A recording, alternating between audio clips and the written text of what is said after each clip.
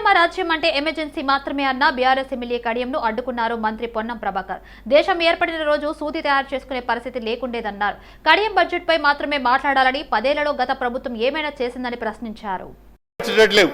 అధ్యక్ష, గౌరవ సభ్యుడికి బడ్జెట్కు సంబంధించిన ఓటాన్ అకౌంట్ బడ్జెట్కు మళ్ళీ జవాబు చెప్పమని మీరు సమయం ఇచ్చారు. ఇది బాధ్యత, ఇది మన శాసనసభ వ్యవహారాలకు సంబంధించిన. కానీ వారు ఇందిరాగాంధీ గారు ఎమర్జెన్సీ ఇది ఎజెండా కాదు కదా అధ్యక్ష.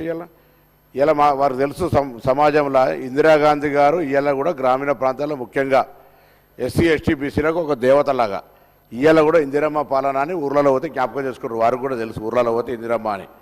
ఇలా మనం మన స్వతంత్రం వచ్చినాడు 1947లో ఈ దేశంలో గుండు సూది తయారు చేసుకుందాం అంటే కూడా మనకు పరిస్థితి లేదు అధ్యక్ష. మీకు తెలియదు కాదు కదా. చరిత్రలో ఇలా భారతదేశం ఎక్కడ స్థానంలో ఉన్నది అధ్యక్ష? ఇవాళ ఇంత పెద్ద ఎత్తున అభివృద్ధి జరిగితే, ఇంత పెద్ద జనాభాకు అనుగుణంగా అభివృద్ధి జరిగితే కూడా ఓపిక లేకుండా మీరు ఇలా మళ్ళీ 10 సంవత్సరాలు మనం అన్ని రకాల నీళ్లు నిధులు నియామకాలకు సంబంధించి ఏందన్నా నీళ్లు నిధులు నియామకాలకు సంబంధించి నియామకాలను తెచ్చిన 10 సంవత్సరాల్లో ఇవాళ కూడా అనేక సమస్యలు. అట్లా మేము ఇది నిరంతర ప్రక్రియ అభివృద్ధి మేము చేసింది. ఇవాళ మీరు తిరుగుతున్నా మీకు అవకాశం రావడానికి కారణమైన ఆర్టికల్ 3తో సహా అన్ని రకాల భారత ప్రభుత్వంలో ఆనాడు ఇందిరమ్మ నెహ్రూ గారి పంచవర్ష ప్రణాళిక లేకపోయేది ఉంటే దేవాలయాలు, ఐఐటీలు, ఐఐఎంలు అనేకమైన కార్యక్రమాలు. ఆనాడు నెహ్రూ గారేమో ప్రాజెక్టులు అన్ని దేవాలయాలండి అన్ని ప్రాజెక్టులు ఏటీఎం అని ప్రధానమంత్రి గారు అంటారు. అటువంటి పరిస్థితి మారిపోయి వాళ్ళు కూడా విమర్శ చేస్తారు అధ్యక్ష. కాబట్టి సబ్జెక్టు మీద వాళ్ళు మాట్లాడి దాని మీద వ్యవహారం చేయమని చెప్పి నేను గౌరవ సభను మమ్మల్ని కొత్త సభ్యులం దాన్ని అనవసరం తప్పు పట్టించేదానికి ఏదో చర్చ తీసుకుంటే బడ్జెట్ ఈ రాష్ట్ర ప్రయోజనం గురించి మాట్లాడితే బాగుంటుంది అధ్యక్ష. కాంగ్రెస్ పార్టీ రాజ్యసభ అభ్యర్థులపై 2వ లిస్టు రిలీజ్ చేసింది. 3 రాష్ట్రాల్లోని రాజ్యసభ అభ్యర్థులను ప్రకటించగా తెలంగాణ నుంచి 2ని ఎంపిక చేసింది కాంగ్రెస్ హైకమాండ్. కాంగ్రెస్ సీనియర్ నేత మాజీ కేంద్ర మంత్రి రేణుక చౌదరిని రాజ్యసభ అభ్యర్థిగా ఎంపిక చేశారు.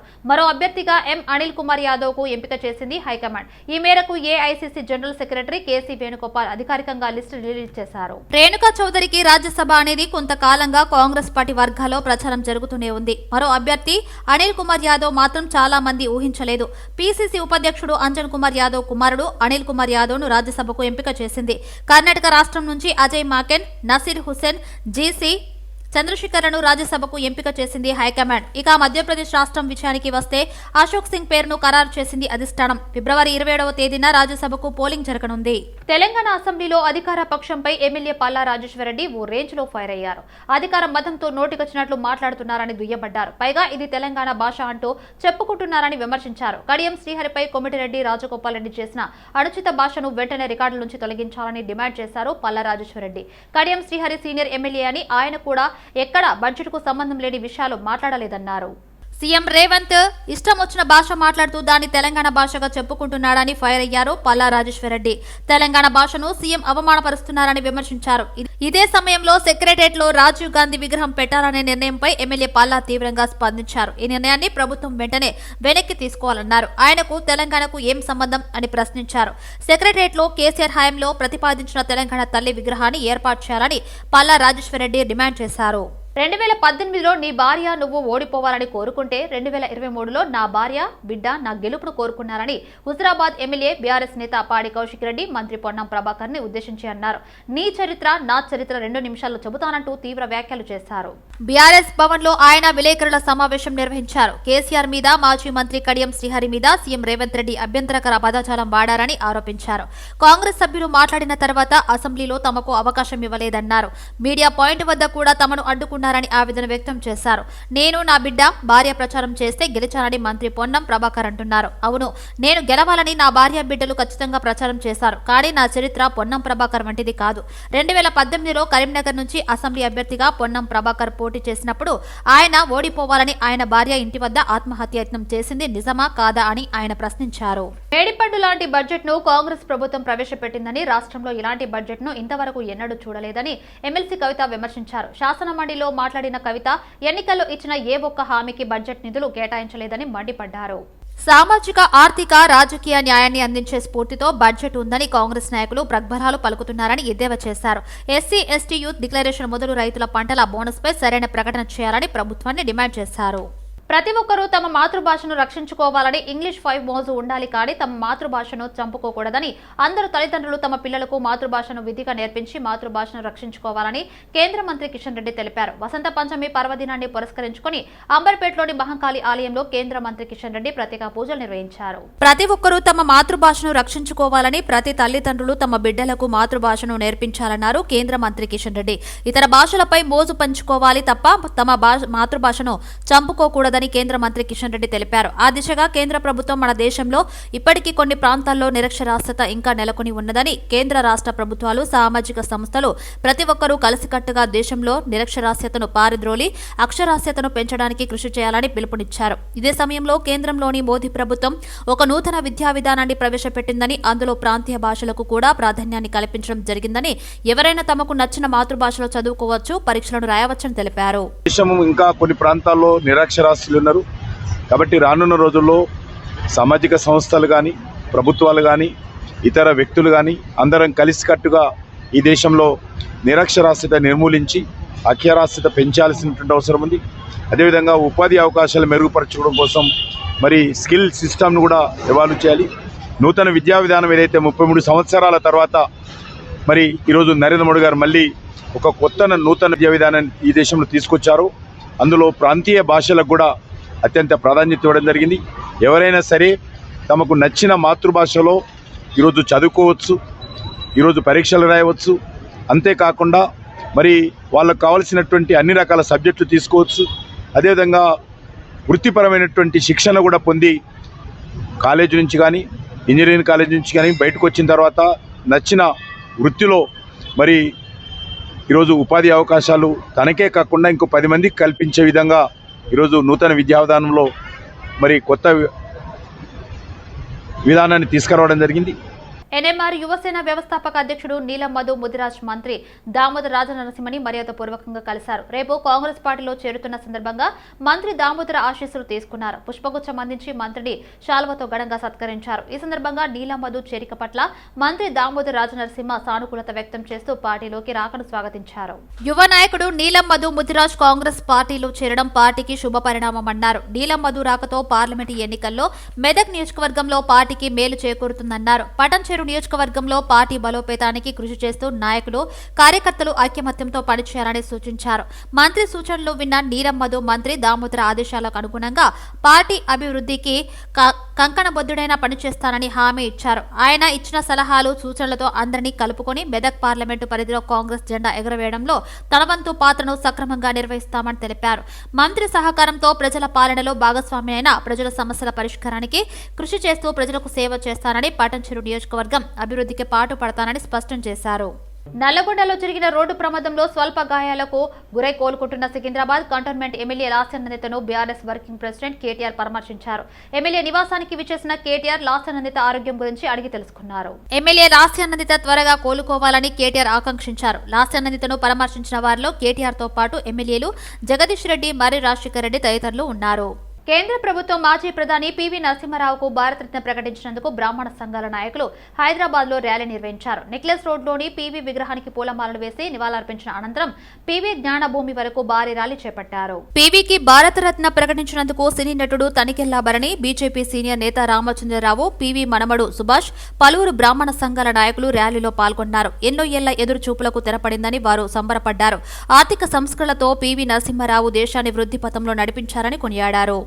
ఆర్థిక సంస్కరణల ద్వారా ఇవాళ భారతదేశం ఇంత అభివృద్ధి చేయడానికి ప్రధాన కారకులు పివి నరసింహారావు గారు. అలాంటి మహానుభావుడికి ఆలస్యంగానైనా భారతరత్న రావడం అందరికీ ఆనందంగా ఉంది. ఆయన ప్రధానమంత్రి అయినా చివరి వరకు సాహితీ పరిమళాలు మాత్రం వదలలేదు. దాదాపు 16 భాషల్లో కీర్తిశేషులు పివి నరసింహారావు గారికి భారతరత్న రావడం, అది కూడా నరేంద్ర మోదీ గారి నాయకత్వంలో అందరికీ ఒక కాన్ఫిడెన్స్ కూడా రావడం జరిగింది. మోదీ హేతో మున్కిన్ అని చెప్పి అనేకమైన అభివృద్ధి కార్యక్రమాలు చేసి మరి సమాజానికి చైతన్యవంతం చేసిన మహానుభావుల్లో పివి నరసింహారావు గారు.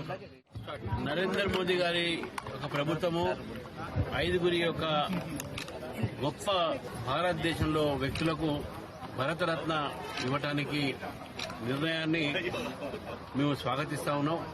ముఖ్యంగా పివి నరసింహారావు గారికి ఇవ్వటం అనేది అందరూ కూడా సంతోషపడేటటువంటి ఒక విషయం. అది భారతదేశ ఒక ఆర్థిక పరిస్థితి మెరుగుపరిచి ఈరోజు ప్రపంచంలోనే ఒక ముందు స్థానంలో పెట్టినటువంటి వ్యక్తి పివి నరసింహారావు గారు.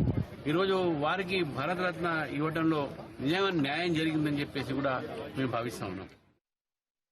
బిఎన్ రెడ్డి నగర్ డివిజన్ పరిధిలోని గాయత్రి నగర్ బ్యాంక్ కాలనీలో వివోఓ కిడ్స్ స్కూల్ 1 నుంచి 5 తరగతులను BN Reddy Nagar division GHMC corporator Muddu Lachireddy ప్రారంభించారు. పాఠశాల యాజమాన్యానికి కార్పొరేటర్ శుభాకాంక్షలు తెలిపారు. మంచి విద్యను బోధించాలని, పిల్లలకు చదువుతో పాటు ఆరోగ్యం, మానసిక ఉల్లాసం, ఆటలు కూడా ఎంతో అవసరమని మారుతున్న కాలానికి అనుగుణంగా ఉపాధ్యాయులు, తల్లిదండ్రులు కూడా ఎప్పటికప్పుడు పర్యవేక్షించాలని సూచించారు. సరైన ప్రణాళిక ప్రకారంగా సమాజానికి ఉపయోగపడే పౌరులుగా తీర్చిదిద్దే బాధ్యత తల్లిదండ్రులపైన, ఉపాధ్యాయులపైన ఉందని అన్నారు. ఈ కార్యక్రమంలో school director Manohar, principal Jyothirmayi, colony మాజీ అధ్యక్షురాలు సరస్వతి, పార్టీ సీనియర్ నాయకులు శ్రీధర్ రావు మరియు తదితరులు పాల్గొన్నారు. కార్మికుల హక్కుల పరిరక్షణకై ఈ నెల 16న తలపెట్టిన దేశవ్యాప్త సమ్మె గ్రామీణ భారత్ బంద్ను జయప్రదం చేయాలని సికింద్రాబాద్ సిపిఐ నాయకులు పిలుపునిచ్చారు. ఈ మేరకు సిపిఐ పార్టీ ఆధ్వర్యంలో తూకారం గేట్లోని లేబర్ అడ్డ వద్ద కార్యక్రమం నిర్వహించారు. ఈ 10 ఏళ్లలో అచ్చే దిన్ ఆగయ అంటూ అధికారంలోకి వచ్చిన మోడీ నిత్యావసర ధరలు, గ్యాస్ ధరలు ఆకాశానికి ఎత్తి సామాన్య ప్రజలకు సచ్చేదన్ రోజులు తీసుకొచ్చారని సిపిఐ సికింద్రాబాద్ కార్యదర్శి శ్రీనివాస్ అన్నారు. పెంచిన నిత్యావసర ధరల వల్ల ప్రజలు తీవ్రమైన ఇబ్బందులకు గురవుతున్నారని అన్నారు. ఆటో, క్యాబ్, మోటార్ రవాణా డ్రైవర్ల సమస్యలు కేంద్ర, రాష్ట్ర ప్రభుత్వాలు పరిష్కరించాలని ఫిబ్రవరి 16న ఆటో జేఏసీ బంద్కు పిలుపునిచ్చింది. ఈ నేపథ్యంలో హైదరాబాద్ హిమాయత్ నగర్లో ఏఐటీయూసీ కార్యాలయంలో గోడపత్రికను ఆవిష్కరించింది తెలంగాణ రాష్ట్ర motor transport vehicle joint action committee. కేంద్ర ప్రభుత్వం తీసుకొచ్చిన మోటార్ వాహనాల చట్టం 2019ని హిట్ అండ్ రన్ చట్టాన్ని రద్దు చేయాలని transport JAC convener Venkatesh demand చేశారు. 10 ఏళ్ల నుండి పెరగని ఆటో, క్యాబ్ మీటర్ ఛార్జీలను పెంచాలని, రవాణా కార్మికులకు సంక్షేమ బోర్డును ఏర్పాటు చేసి మహాలక్ష్మి పథకం ద్వారా ఆర్టీసీ బస్సులలో మహిళలకు ఉచిత ప్రయాణం కల్పించడం వలన నష్టపోయిన ఆటో డ్రైవర్లను ఆదుకోవాలన్నారు. గ్రేటర్ హైదరాబాద్ లో కొత్త ఆటో పర్మిట్ లో 50 ఏళ్లు నిండిన రవాణా రంగ కార్మికులకు వృద్ధాప్య పెన్షన్లు ఇవ్వాలని కోరారు. ఆటోలకు ప్రభుత్వమే ఉచిత ఇన్సూరెన్స్ ప్రవేశపెట్టాలని, అక్రమంగా తిరుగుతున్న ఓలా, ఊబర్, ర్యాపిడ్ టూ వీలర్లను నిషేధించాలని చెప్పారు. ఆటో, క్యాబ్ డ్రైవర్లకు ఉచిత యాప్ ను ప్రభుత్వమే ఏర్పాటు చేయాలని ట్రాన్స్పోర్ట్ జేఏసీ కన్వీనర్ వెంకటేష్ విజ్ఞప్తి చేశారు. దేశవ్యాప్తంగా భారతదేశంలో ఉన్న కార్మిక సంఘాలు, రైతు సంఘాలన్నీ కూడా వివిధ డిమాండ్ల మీద భారతదేశ వ్యాప్తంగా ఒకరోజు సమ్మెను పిలుపునివ్వడం జరిగింది.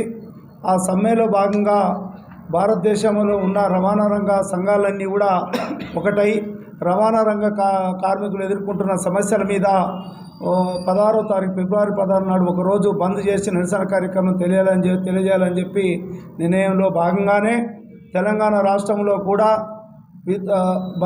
బంద్ను నిర్వహిస్తున్నాము. ఈ బంద్లో INTC, AITC, CITU, IFTU, BRTU మరియు క్యాబు, ఆటో, లారీ సంఘాలన్నీ కూడా ఈ సమ్మెలో పాల్గొంటున్నాయి.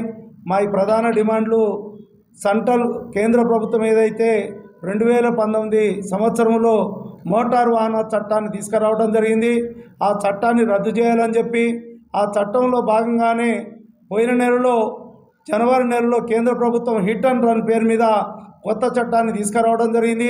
ఆ చట్టం వలన ప్రతి డ్రైవర్కు ప్రమాదం జరిగినప్పుడు 10 సంవత్సరాల జైలు శిక్ష, 7 లక్షల రూపాయల జరిమానా అని చెప్పి హిట్ అండ్ రన్ చట్టంలో ఉన్నది.